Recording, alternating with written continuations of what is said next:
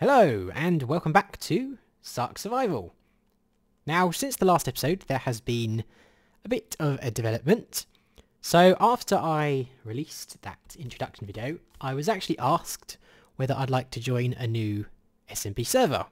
And I accepted. If you're going to play survival, there is no harm in playing with others, right? So the server's name is Moonlight, it's whitelisted, and is an invite-only type dealio. The current members are Mr. Tango Tech, Mr. Impulse, Mrs. Grafoniak, and Mr. Zidif. And I also hear there's this little dirt block rockstar, but I'm not worthy enough to have met him yet. Now, last time I actually asked people's thoughts on the use of a texture pack. Surprisingly, this was unanimously despised, so I shall not be using a texture pack. Plus, it'd be silly to use one in SMP anyway. Because this is now going to be multiplayer, I've had to make some revisions on my planned approach. First off, I had to find a new settlement. Funnily enough, I'm actually much happier with this one than the previous one. I wanted to live in a roofed forest, but I also wanted one of these clearings right here, one of these plain clearings. Now, this forest is actually gigantic, and that is going to work really well for me. A new condition that had to be met was that I couldn't live near other people, so I had to find somewhere that people would very rarely venture to. Not because I'm being a moody git or anything, but I genuinely do need a base that is very far away from people. So what am I going for here? Well, I would like to play to a recurring theme, and that theme is magic. So I wanted to live in a roofed forest, a dense roofed forest at that, because I think it would actually really suit the theme very well, because as you can see, roofed forests have quite a mystical feel to them, at least to me, and yeah, I think that would look really great for the look I'm going for. So in this little clearing here, the plan is to build a huge Mage's tower in the centre that reaches up into the sky. Now within the tower, what I want to do is build loads and loads of little contraptions that play to the magic theme. The first thing I need to do is I need to flatten out this meadow, so it should all be about down here. Cleared all of the tall grass first, so I could actually get a bit of an idea of how much I actually need to get rid of. And it shouldn't really take me too long if I had a better shovel, but I do only have iron at the moment, so who knows how long this is going to take. Okay, that took a few hours, but now this is mostly flat, and what I want to do now is I want to get the base of the tower in place. So I want the tower to be about 32 in diameter, so I'm going to need to go out, hang on, so 1, 2, 3, 4, 5, 6, 7 here, then do the same over here. So 1, 2, 3, 4, 5, 6, 7, 8. And yeah, I've got like a circle tool up to actually try and help me with this, because circles are hard to make. 1, 2, 3, 4, 5, 6, 7, 8. And I think the end of this is somewhere near there. So 1, 2, 3, 4, 5, 6, 7, 8. Okay, and now I'm going to just quickly look at the circle tool and see the proportions I need to get in place. Okay, so the pattern I need to follow is 8, 3, 2, 1, 1. So if I go to the centre here, so 1, 2, 3, 4, 5, 6, 7, 8 should be here. Like that. And if I 1, 2, 3, 1, 2, 3, 1, 2, 3, 1, 2, 1, 1, 1, 1, 2, 2, 3, 1, 2, 3, 4, 5, 6, 7, 8, 1, 2, 3, 2, 1, 1, 1, 1, 2, 2, 3, I don't know, 3, 1, 2, 3, 4, 5, 6, 7, 8. 1, 2, 3. 1, 2, 1, 1, 1, 1. 1, 2. 1. Oh. Where was I? 2, 3. 1, 2, 3. 4, 5, 6, 7, 8. 1, 2, 3. 1, 2. 1, 1, 1, 1, 1, 2, 1, 2, 3, and we have a perfect circle. So I went ahead and built up this wall, but it was actually a complete waste of time because after I gave it some thought, I'm not actually going to build out of cobblestone whatsoever. So yeah, that was a waste of time. Now what the actual material is going to be is stained clay. Now I've actually calculated a little bit, and I'm going to need a lot of stained clay for this. So I'm going to need about 150 stacks of stained clay. Well, hardened clay, and then I can just dye it to the appropriate colours. But yeah, 150 stacks, that's about 9,000 blocks. So that's going to take quite some time to gather, but there is actually a mesa biome to the east or west or whatever, so that is obviously where I'm going to get it from. But yeah, that is going to take some time, and I'm definitely going to need some good pickaxes for that. Right, so I went ahead and started to dig up some of this mesa biome, and I've gathered quite a bit of hardened clay. So I have one double chest and almost a second double chest. So need about 150, like I said, so that's 3 double chests worth about. So I'm more or less 2/3 the way done. And surprisingly, it actually only took 1 pickaxe so far. I got about 4.1 times the uses out of this as opposed to a regular diamond pickaxe. So that was a pretty good pickaxe in my opinion. But now I need to go get another one because I don't actually have any diamonds on me. Or I could find a village and maybe I could trade it with them, but I don't actually know if there's a village around here. So I found that the most time consuming about all of this is actually resource gathering and gathering XP, because obviously at the moment there is no XP farms on the server, so I can't just go, to an ender and just get a load of XP really quickly. You have to gather it manually, which takes a long time, but I obviously need a good pickaxe to get through all that hardened clay fast. So my solution to this is to just gather ores. That's what I've been doing. It gets a fair bit of XP fairly quickly, but I think what I'm actually going to do now is I'm going to head to the nether and mine nether quartz, because that has quite a high XP yield, and as you probably know, when you go to the nether, it's everywhere, so it'll be easy to mine, and I probably need some quartz anyway, and I'm going to get a load of XP from it. So I'm going to just build a nether portal and start mining quartz for XP. I am clearly to a fantastic start. Well, I got out of there alive, luckily. There were a few ghasts firing at me, but they left me alone eventually. So I got a bit of quartz, and I'm now level 30. So I do actually have a diamond pickaxe here. So fingers crossed I get something good. Just as long as it's not... It'll be good if it's anything except just unbreaking. If it's just unbreaking, then I will be very sad. Okay, that's alright, that's alright.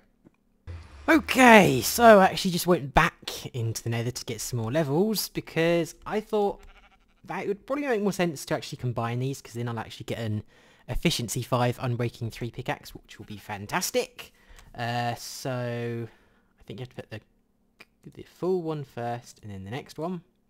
Yep, 22, and efficiency 5, unbreaking 3. Fantastic, that's probably the best pickaxe you could have at the moment. Okay, so I now have just about enough hardened clay. I have about 9,500, I think, so that will be enough for the time being. But the problem now is to actually transport all of these blocks back to my base, because my base is actually a little bit of a walk. It's maybe like 10 minutes from here to there, and I'm going to have to make a few journeys, so I'm thinking the best way to actually do this is probably to build another nether portal here and just walk through the nether, because that will obviously drastically decrease the journey time. So I'm hoping that there's actually a lava pool around here somewhere, so I can actually get some obsidian, and I'll get back to you. Literally right next to my settlement here, I'm hearing lava, so it must be around here somewhere. Obviously I shouldn't dig down. Ah, there you go. Well, that wasn't too hard to find now, was it? So, here is the current problem. So, actually getting from the mesa biome back to my base isn't too hard. There's in fact a fortress which basically acts as a road to my other portal, which is great. But it's been guarded by these bandits, which is never nice. So, yeah, it's a little bit dangerous, and I don't have any armor. In fact, I did actually die. You probably can't see, but I did die recently, so it's a little bit risky, because those wither skeletons do seem to be spawning quite a lot here, and some blaze too. But yeah, it's not too far. See, there's blaze over there, and a spawner even, so that's not good.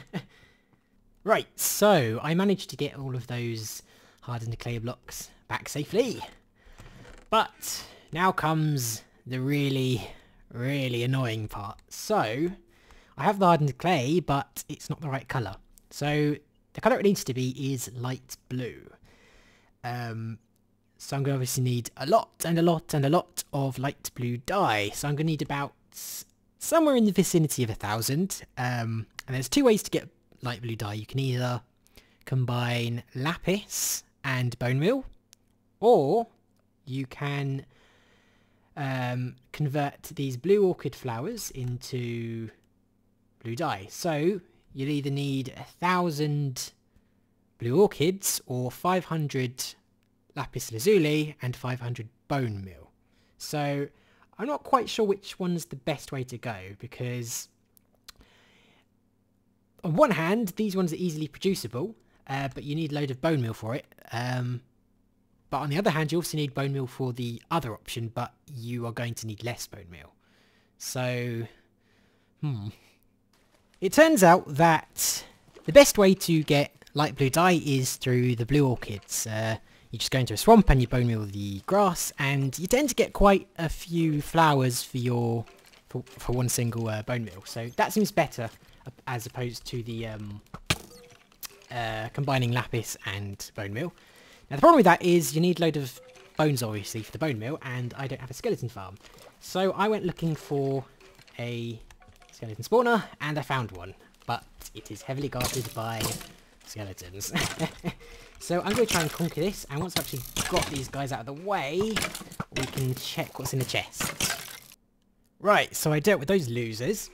Now a very important thing to do here that you should never forget to do is definitely make sure the spawner is safe, because I have had these things blow up for me before, and that should keep it safe from creepers. Now let's see what's in the chests. So we have that's kind of sucky, but we do have another chest, so let's hope for something better. It's kind of sucky as well. And we are done. So, I've actually used Squirt Dude's XP grinder here. So basically how it works is you just come over here, and as you can see we've got some skeletons up here, and there's a bit of lava there. So all we do is we press this button. Okay, they fall down. We just punch them a little bit, and we will actually get XP quite quickly, and the items of course. And yeah, it's actually really easy to use, and got quite a few bones already, so this will serve me very well. Okay, so that it didn't actually take too long with the bone meal. It was good, it didn't take too long. So yeah, all you have to do really is just plop that in there, take that, put it in the middle, and oh, you can't shift click into crafting tables. That's terrible. And you just surround it with. I like how I'm showing you this as if you don't know, but just kind of wanted to show that I am actually doing some stuff. So I actually have some up here, and yeah, I'm not going to dye all of it because I don't want every single block of it to be light blue, but the vast majority of it is going to be light blue. So how are we going to build this? So it's not just going to be a big straight vertical wall. There's actually going to be a little bit of a curve to the base, and then it's going to go straight up. So where this cobblestone currently is it's not going to be cobblestone or anything, but there's going to be like a vertical bit, okay? And then from this point, we're going to have a curve that goes like that, kind of like an arc. And then at some point it's going to stop curving, and then it's going to go straight up. So it kind of like a gentle slope. So we're going to go from this bit. So we're going to go one block here. Then we're going to take, basically going to raise it up 2 here. And then we're going to raise it up 3. And that will just continue up until about 8, I think. So you can see there's 1 block here, 2 blocks here, 3 blocks here, and then there will be 4 blocks, and all the way up until 8 blocks high, and then it will just keep going up straight. Now this may not be the best of shots, but you can kind of see where I'm going with it. So as you can see, it just gradually increases on every level. So basically every time it goes up, it goes in a little bit. So as the tower rises, it sort of compresses, if you get what I mean. So I'm going to repeat that pattern on each of the sides, and then we'll see what that looks like. This is what it looks like now. It does look a bit blocky at the moment. I definitely think it looks a little bit blocky, but once I actually build it up a little bit, I think it will start looking a bit more not circular, but a bit smoother, I think. I need to get those corners in place, and we'll see how that looks. You know, it was so much darker in here than I thought it was. As soon as I put this this wall up, the mobs started spawning, so I had to light this up a little bit better. But yeah, it looks much better with the corners in place. And there's actually only one thing left to do. Well, there's more than one thing left to do, but for the time being at least. And that is basically to just extend the tower up higher, because obviously that's not a tall enough tower. So I want it to go up to about Y200, I think. So that could maybe be about 80 blocks higher than it actually is. So yeah, I will update you when I get to Y200 with the tower. And it is finally done. Yes. And if I'm going to be honest with you, I think it looks great. I really do like how it's kind of emerging from the very dense roofed forest. That's the exact look I was going for. And yeah, I'm actually really happy with this tower. But I think this marks the end of this episode. We got the tower built. I hope you enjoyed, and I will see you next time.